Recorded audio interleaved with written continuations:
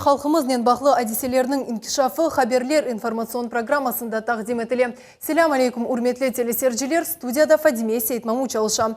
Бүгін біз бойле малыматлар ақында тариф етеміз. Қырым адлы жемат әрекетінің Бусенедегі 7-ші топлашуы өткерілді. Қырым Татар музейінде Крым космический от планера до ракеты серлевалы серга açıldı.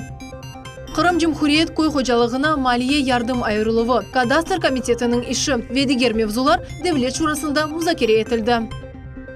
Millet телеканалы Ойна Қырым адлы лейханың башлануы аққында илан етті. Апрелінің 3 күні Ақмесжетте ММА бойынша Қырым федераль живарының чемпионаты олып кешті. Бұл ведигер мевзулар хаберлер информацион яйынында тақдим етіле. Қырым Cumhuriyet көй қожалығына малие ярдым айырылуы, кадастр комитетінің іші ве Қырым студенттеріне махсус стипендиялар берілуі. Бойле мевзулар Devlet Шурасының президиум топлашуында музакере етілді. Тәфсилатлар ile Левиза Сейтбилялова.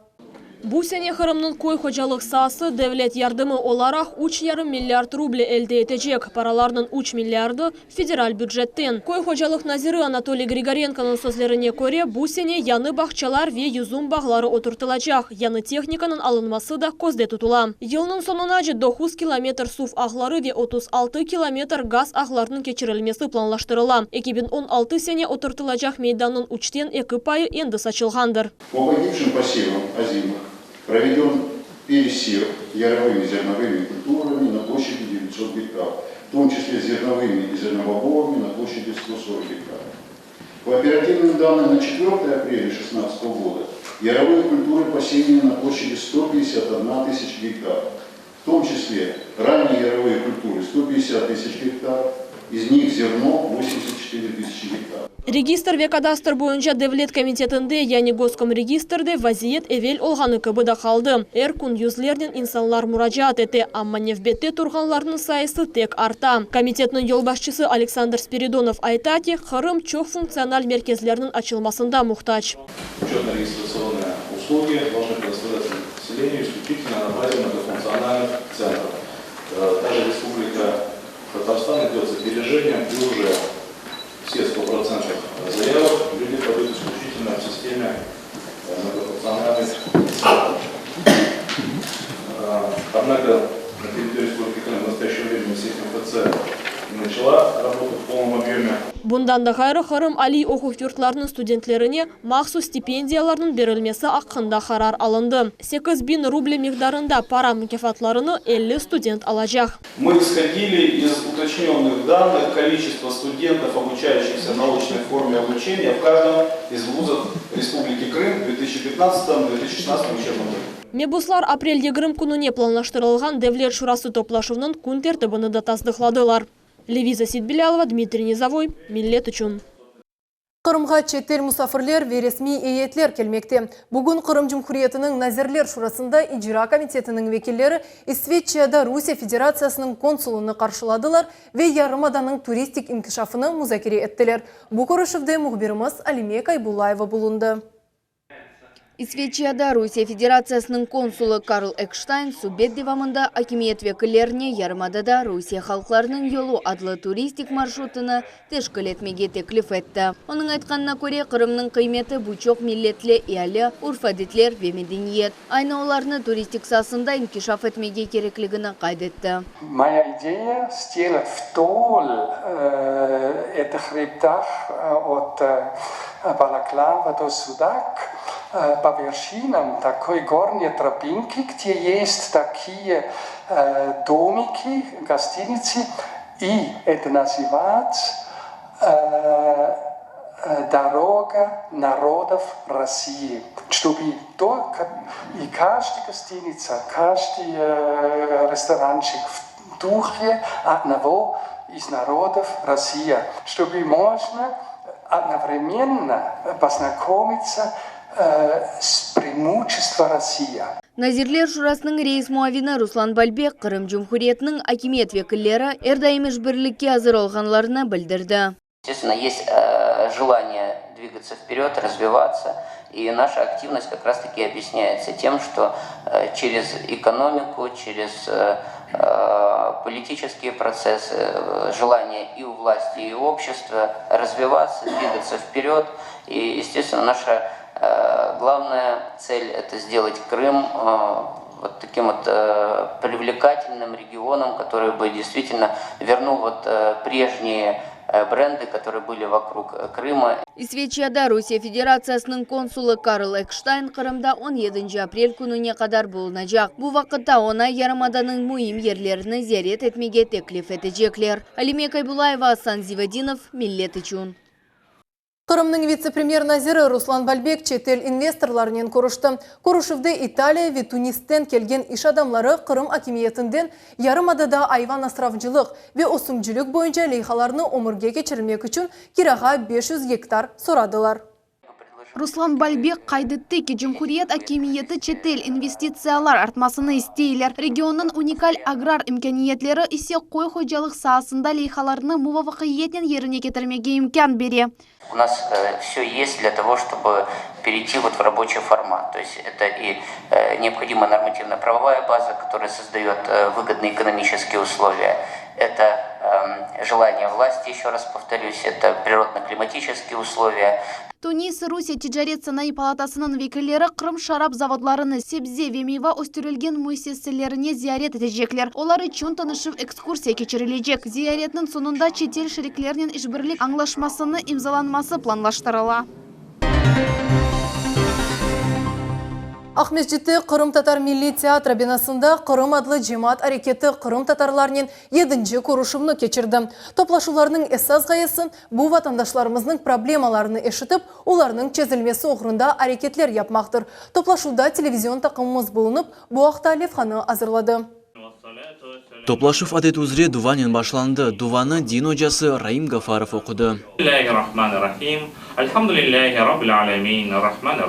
Халқымызны бұл күнде ратсылаған проблемлері бұл кенеде тіл, реабилитерлев весиқалар, топрақ меселері ве Қырым татар топлу яшыған ерлерде суф ве yollar еле вазиет. Қырым мұсылманларының муфтисі Аджимирали Аблаев қайдетті ки, біз бераберлікте олсақ, динімізні күтсек, бірі-бірімізні севсек, тек о вақыт біздің проблемлеріміз чезілер, тек о вақыт біз сербес яшап olurmaz. İşte biz eğer kendimizi toparlamasak, anası, babası, dedesi, bitaylar hepsi gelip ağlaylar. Oğlumu, torunumu kurtarmaz. Bizim elimizde ne var? Bizim dilimiz var, akılımız var, dinimiz var. Biz buna hepimiz birbirimizin söylediklerimizi dinleyeceğiz.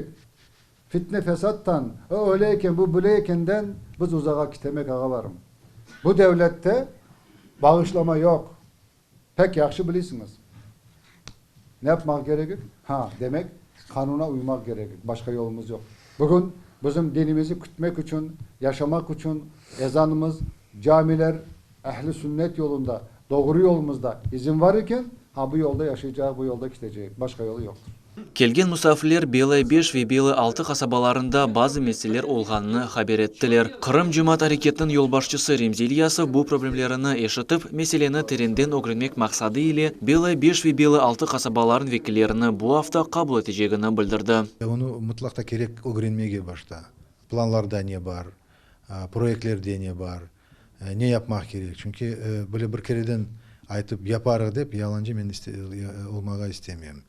İkinci problema yollarla bağlı ve onun içinde bir problem var. Ben bilesem ziyade kaflı bu bir zapravkadan Belly 5'e çıkkanda bir yol var. İşte o federal yolu dep aytalar. Anda maşinalar yürür ve çok insanlar anda işte maşina vurup işte öldürürler böyle dep aytmak mümkün. Ve anda hiç olmazsa bir stolbağa uşağa bir znak yapmaya gerek. Niçindir onu da düşünüp olamalılar. Ve daha da iki problem birbirine uşay bu vatandaş hakkında FMS'e barıp işte anlap olamalılar, ne yapmak gerek, vesikalarını көрсетiniz деп yerde öğrenmesem olmaz.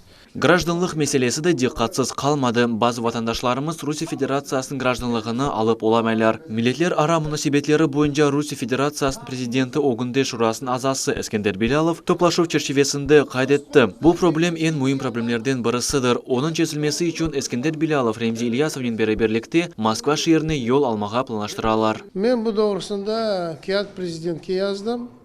президенттен келді жауап оле Думаға берілді.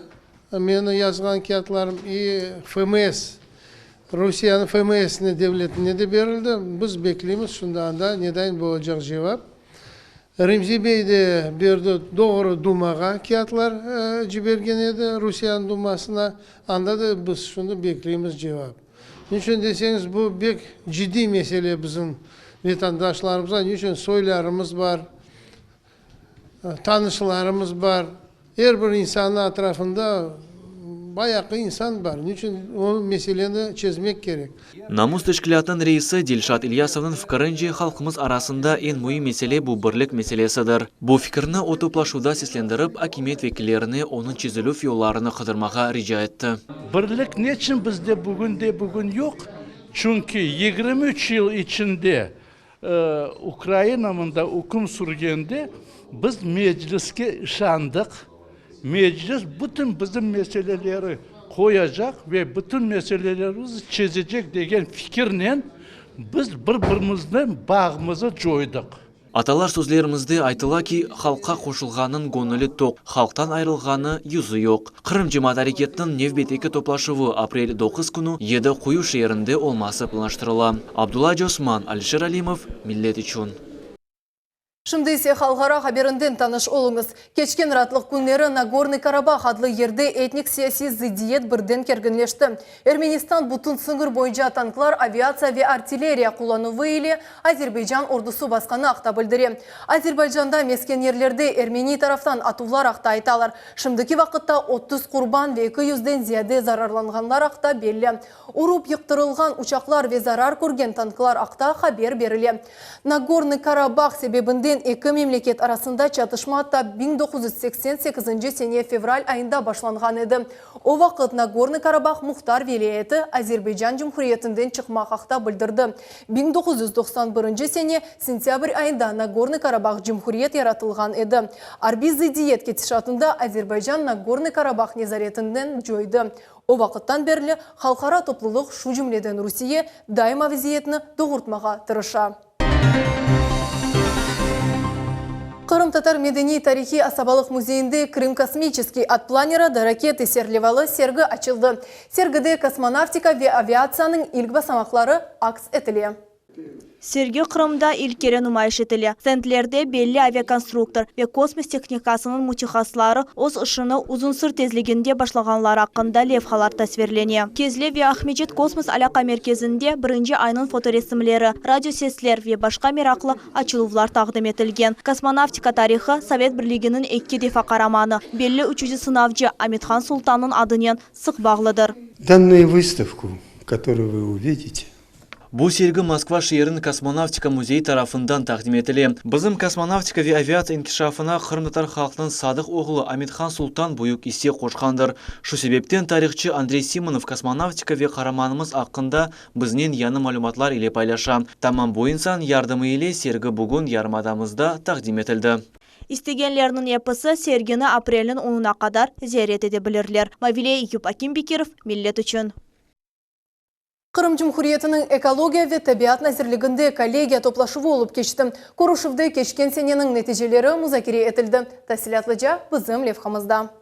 Қырым Жұмхуриетінің экология ве табиат ресурслар назиры Геннадий Нараев кечкен сене назирлік тарафындан япылған ішлер ақында тариф етті. По обеспечению бесперебойного водоснабжения Республики Крым, и мы выполнили те мероприятия, которые были запланированы на 2015 год. Будем продолжать эту работу. Есть у нас достаточно большие успехи в сфере недропользования. Мы приступили к проведению аукционов, провели в прошлом году один аукцион, в этом году уже 2 аукциона провели, пополнили бюджет Республики Крым достаточно весомой цифрой, 186 миллионов поступило в бюджет Республики. Крым Жұмхуриеті экология ве табиат ресурслар назирының муавины Ольга Славгородская первоцвет операция қында икәйе етті. Февраль айындан башлап инспекторлар ұқықсыз ақбардақ чечеклеріні сатқанларға қаршы рейдлер кечерелер. Қайдетмелікі ақбардақлар Русия Федерацияның қызыл китабына керсетілгендір. На сегодняшний день нами изъято более 50 тысяч единиц этих цветов, то есть не просто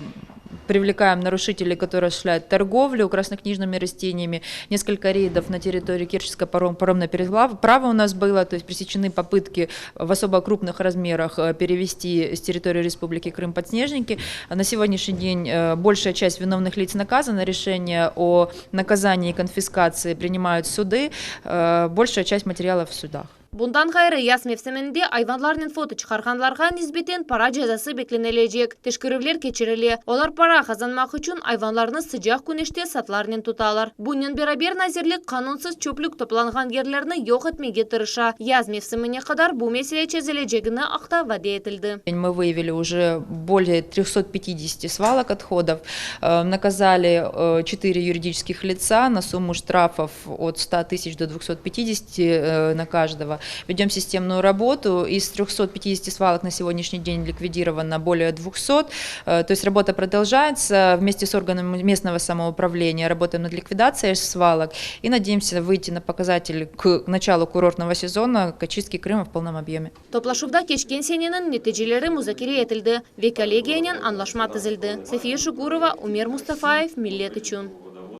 60 tonna ağırlıkta demir yol цистернасы Ахмеджетте avdarıldı. Цистерна AI 95 markalı benzin ile doluydu. Kaza yüz bergen yerge Ахмеджеттің yangın kurtarıcı hizmetinin 29 adamı ve texnikanın 8 nusqası kelip çıktı. Cisterna etrafında kurtarıcılar yakarlık tutaşmasın dep kopuk yastığını yerleştirdiler. Neticede cisterna zararlanmadı. O germetik kaldı. Şimdiki vakitte kaza yengildi. Trenler hareketine bu vaka tesir etkeni yok. Kurbanlar ve zarar görgenler de yok. Sport haberlerine geçemiz. Aprel'nin 3 günü Ахмеджетте MMA boyunca Kırım Federal civarının çempionatı olup geçti. Mında öz güçlerini sınamak için Kırım'nın her bir köşesinden kelgen sportçular toplandılar. Bu hafta Nevbet Kelevhamızda.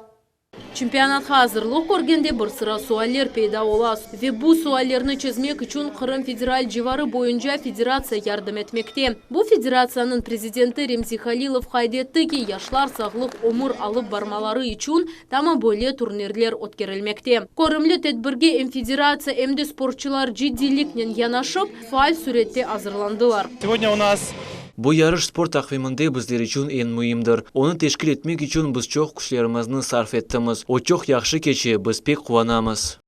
Spor zal insanlarla dolu. Olar herkes mında sevimli sporçularına kol tutmak için geldiler. Mında bugün 40'dan ziyade sporçu kureşi. Ama tek 7'deni bizim yarımadamızını Rusya'da takdim edecekler. Sport salonunun zalı seyirciler ile dolu her bir insan mında o sevimli sporçuna kol tutmak için geldi. Men bu sport çeşitinde en ziyade iştirakçilerinin cesurligini beğenim. Olar öz güçlerini sınmak için ringke çıkalar. Hiçbir şeyden, hiçbir rakipten korkmaylar. Çempionatta kemer kureşlerde hali birden belli ola ama kemerde mürekkep tutuşuvlar olabilir. Bu vakit her şey tek hakem kararı ile bağlı. Keçken senege bakkanda sporçular ogi ilerlediler. Güzelce oldular, olar güzel kureş gösterdiler. Keçken senege bakkanda tecrübeli sporçular peyda oldu. Kemer kureşlerinin kıymetini kesmege pek kıyın. Yarışta 42 sporçu iştirak etti. Geçken sene böyle turnirde tek aveskarlar iştirak etken edilir. Bu yıl ise yarışka profesyonallar da koşuldular. Çempionatta Kırım'ın çeşit koşularından sporçular iştirak etmek için geldiler. Ama en ziyade Ahmedjet şehrinde sporçular katnaştılar. Tamam olar esasen galebe kazandılar. Eycan ve galebege intiluf iki daha ve Ahmedjet'ni takdim etken Siden Kadjametov galebeni elde etti. Men galebe kazanğanımdan pek memnunum. Men buna çoktan belli ıntılaydım. Allah'dan bunu çok soradım ve nihayet galip çıktım. Ve idmancıma çok teşekkürler bildirmege isteyim. 7 saat devam etken çempionatının sonunda 7 sportçu belgelendi. Olar iyunun 3 günü Orenburg şehrindeki geçirilgen MMA spor çeşidi boyunca Rusya çempionatında Kırım'ını takdim edecekler. Ve biz eminmiz ki olar galibesiz kayıtmayacaklar. Adile Topçu, Gulnara Karimova, Dmitri Nizavoy, Millet için. Millet telekanalı Oyna Kırım adlı leyhanın başlanığı hakkında ilan etti. Bu leyha Kırım televizyonunda birinci oldu ve yarımadamızın oyun ömrüne yanı nefes verdi. Oyna Kırım castinginin iştirakçileri ve seyircileri için çok meraklı ve beklenmegen hediyeler hazırlandı. Oyna Kırım adlı kocaman leyhanın birinci castingi Ahmedjet'te olup geçti. Кырымның чешит көшелерінден келген веттек Кырымдан дегел 18 яшны толдырған иштиракчилер ось усталыкларны санада тақдим еттілер. Иштиракчилер янларында музыка или флешка ве гүзел кейф олмақ керек еді. Лейханың эсас мақсады Кырымның ең яхшы ойыншысыны белгілемек, ama bunun için uç turdan geçmek керек еді. Первый тур у нас исполнение крымско-татар. Birinci tur bu Kırım Tatar oyunun icra etülüvü. İkinci tur zemenevi elementler ile bu Kırım Tatar oyun. İkinci bölükten son iştirakçilerinin yarısı kalacak. Üçüncü etap bu gala show final. Canlı yayın SMS reyberüv. Üçüncü etap en meraklı olacak. Böyle bir Kırım Tatar musical takdim edeceğiz. Rifat Abdullayev Popping ve Animation oyun çeşitleriyle 4 yıl devamında uğraşan klasik muzikаны seviyor. Onun fikrince oyun bu spor. Rusya ve çet el memleketlerinin sanalarında çıkışta bulundu. Oğlanın sözlerine göre oyuna Kırım lehasında o tolu küçüğüyle iştirak etti.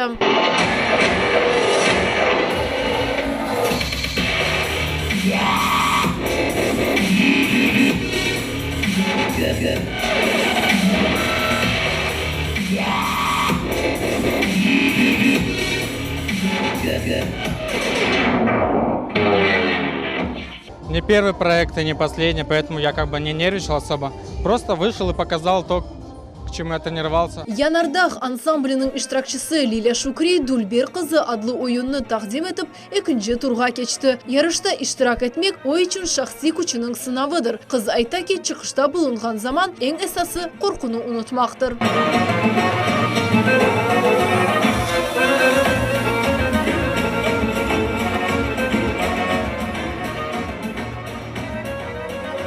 Меня взяли во второй тур, это просто. Я такая... Meni ikinci turga davet ettiler. Men pek memnunum. Jüri yazılarını dinledim ve açıktan aytsam hatalarımını dengiştirmege tırışacağım. Kezlev Sakini Emine Seyitmambetova internet ağlarında kasting hakkında ilanını görgen son tezden hazırlık görmege başladı. Kelgeni için içte yazık sınmadı. İştirakçı 200. numarası ile çıkışta bulundu ve ağır hava oyununu takdim etti.